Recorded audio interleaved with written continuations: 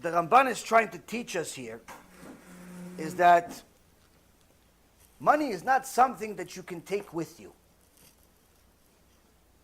But the Chachamim give an analogy to give a person an idea of how he should view life. There was once a person that got to Judgment Day, and they accused him of a very heavy crime. Now this person, he didn't really know how to defend himself. So he asked his friends to help him. Called one of his friends, his best friend, the friend that he spent the most amount of time with. This friend, mamash, they were like this for years, connected. He says, listen, I got this problem, I got a case against me. It's really dangerous. His friend says, sorry, buddy. It was fun while it lasted. You're on your own here. Poor guy gets let down by his best friend. But he says, okay, you know what? Let me call my other friend. He's a really good guy. I'll call him. Hopefully he'll help me out. Calls the second friend. Second friend says, listen, I understand you're in a jam, but best I can do, I'll give you a ride to the courthouse. I'm not going in. He goes, yeah, but I need a defendant. He goes, hey, now you're asking for too much. You mean to give you a ride, or you will go pay Uber? Uber or nothing, I'm going to give you a ride if you want. That's it. It's the most I can do. We'll talk on the way. Okay, I'll take the ride. Fine. But he still needs somebody to defend him. Why? He doesn't know how to defend himself. All of a sudden, he gets a call. Sees a number. Oh, wow, I haven't talked to this guy in a long time. You know what? I'll talk to him. He sounds all down. He goes, hey, what's up? What's going on? It's like, hey, listen, I heard you're in trouble. He goes, yeah, how'd you know? He goes, no, I heard. It's word gets around. You need anything? He goes, I actually need somebody to speak up for me. Tell the judge that I'm really a good guy. I didn't do it. He goes, listen, don't worry about anything. I'm with you. I'll pick you up from the house. You don't need anybody else. I'll pick you up from the house. I'll take you to the courthouse. I'm going to write a letter ahead of time to all the judges that I know, everybody that I know. We're going to go there. We're going to win this case. Because you're going to do all this for me. Sure, you're my brother. I love you. Brother, I haven't talked to the guy in years. He goes, okay, fine, no problem. Hey, the guy's so happy. That is what's called the mashal, the parable. What's the nimshal? What's the lesson learned? The first friend that he called, that was his best friend that he spent every minute with, is money. It represents money. We spend every minute of our life chasing it.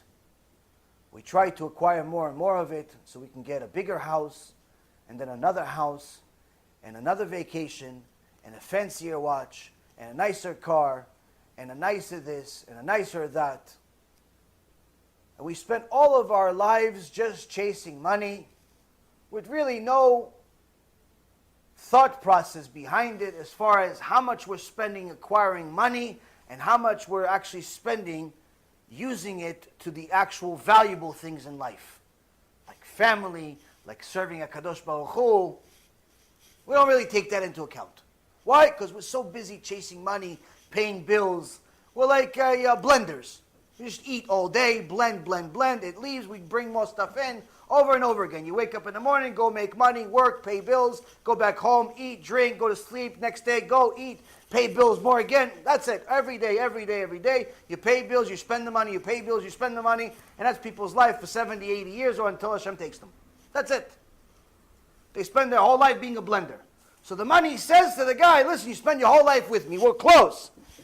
But once you leave this world, I can't help you. Judgment day in Shamayim, that heaven, you're on your own. It was good while it lasted, though. I'll remember you, but I can't help you. That's the first friend.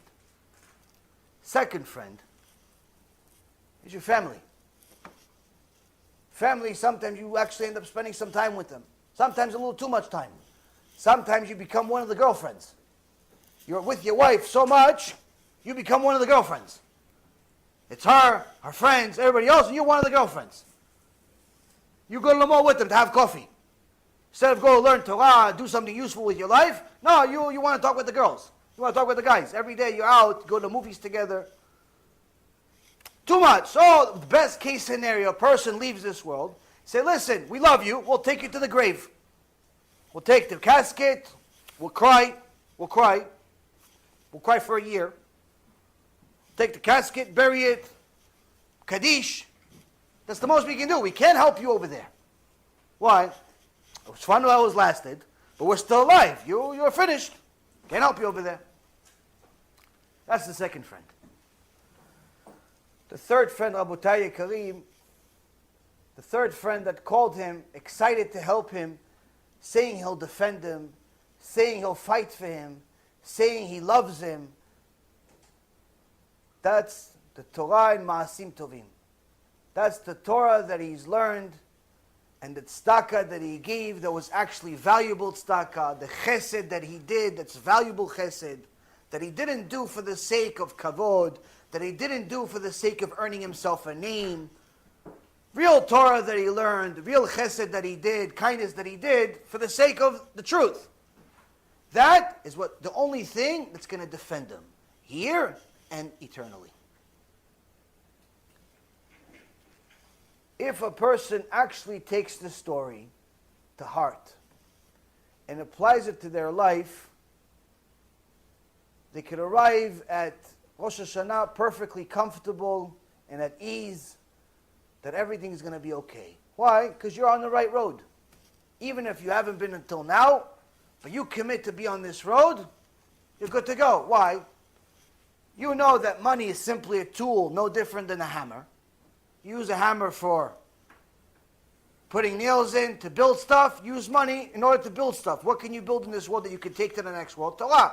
You're going to use the money that you have to build Torah in this world. It's worth it.